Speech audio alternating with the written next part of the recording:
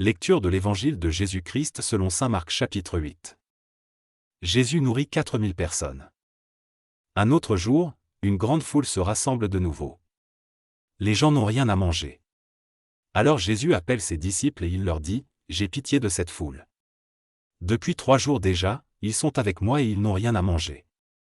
Si je leur dis de rentrer chez eux, sans manger, ils n'auront pas la force de continuer leur chemin. » En effet, quelques-uns sont venus de loin. Ses disciples lui répondent, « Comment peut-on donner à manger à tous ces gens, ici, dans cet endroit désert ?» Jésus leur demande, « Vous avez combien de pains ?» Ils lui disent, « 7. » Jésus commande à la foule de s'asseoir par terre. Il prend les 7 pains et il remercie Dieu. Il partage les pains et les donne aux disciples pour qu'ils les distribuent à la foule. Ils ont encore quelques petits poissons. Jésus dit une prière de bénédiction pour les poissons et il demande à ses disciples de les distribuer aussi. Les gens mangent autant qu'ils veulent. Les disciples emportent 7 paniers pleins de morceaux qui restent. Et pourtant, il y avait environ 4000 personnes. Ensuite, Jésus les renvoie. Tout de suite après, il monte dans la barque avec ses disciples et il va dans la région de Dalmanutha. Les pharisiens demandent un miracle à Jésus. Des pharisiens arrivent et se mettent à discuter avec Jésus. Ils veulent lui tendre un piège et lui disent, « Fais un miracle devant nous. Ainsi tu nous prouveras que c'est Dieu qui t'envoie. » Jésus pousse un grand soupir et dit, « Pourquoi est-ce que les gens d'aujourd'hui demandent un miracle ?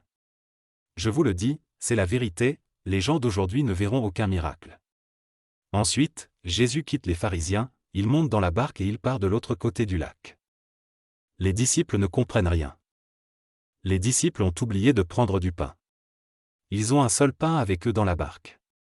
Jésus leur donne cet ordre, « Faites attention. Méfiez-vous du levain des pharisiens et du levain d'Hérode. » Alors les disciples se disent entre eux, « Nous n'avons pas de pain. » Jésus s'en aperçoit et leur demande, « Pourquoi est-ce que vous dites entre vous, nous n'avons pas de pain ? Est-ce que vous ne savez pas encore ? Vous ne comprenez pas encore ? Vous avez donc l'intelligence fermée ? Vous avez des yeux, est-ce que vous ne voyez pas ? Vous avez des oreilles, est-ce que vous n'entendez pas ? Souvenez-vous donc. Quand j'ai partagé les 5 pains pour les 5000 hommes, vous avez emporté des paniers pleins de morceaux. Combien ? Ils répondent, 12 paniers. Jésus continue, et quand j'ai partagé les 7 pains pour les 4000 personnes, vous avez emporté des paniers pleins de morceaux. Combien ? Ils répondent, 7 paniers. Alors Jésus leur dit, et vous ne comprenez pas encore ? Jésus guérit un aveugle à Bethsaïda. Jésus et ses disciples arrivent à Bethsaïda. Les gens amènent un aveugle et ils demandent à Jésus de le toucher. Jésus prend l'aveugle par la main et le conduit en dehors du village. Il met de la salive sur les yeux de l'homme, il pose les mains sur lui et lui demande, « Est-ce que tu vois quelque chose ?» L'aveugle ouvre les yeux et il dit, « Je vois les gens, je les vois comme des arbres, mais ils marchent. » Jésus pose encore une fois les mains sur les yeux de l'aveugle, et celui-ci voit clairement. Il est guéri et il distingue tout, même de loin.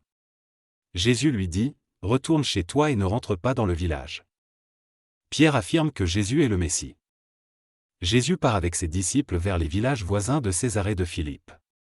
Sur le chemin, il demande à ses disciples, « Pour les gens, qui suis-je » Les disciples lui répondent, « Les uns disent que tu es Jean-Baptiste. D'autres disent que tu es Élie.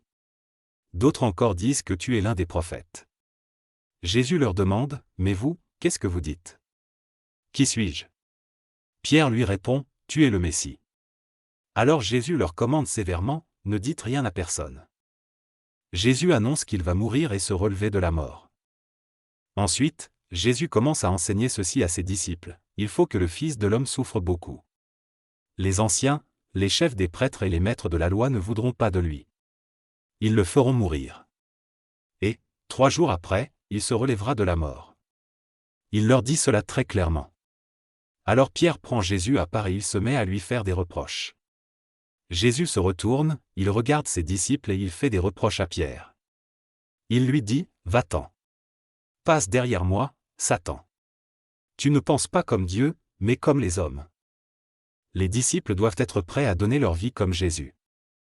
Ensuite, Jésus appelle la foule avec ses disciples et il leur dit, « Si quelqu'un veut venir avec moi, il ne doit plus penser à lui-même. Il doit porter sa croix et me suivre. En effet, celui qui veut sauver sa vie la perdra. Mais celui qui perdra sa vie à cause de moi et de la bonne nouvelle, il la sauvera.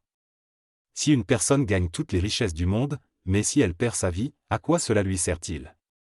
Qu'est-ce qu'on peut payer en échange de la vie? Les gens d'aujourd'hui sont pécheurs et infidèles à Dieu. Si quelqu'un a honte de moi et de mes paroles au milieu de ces gens-là, alors moi, le Fils de l'homme, j'aurai honte de lui quand je viendrai avec les anges saints, dans la gloire de mon Père.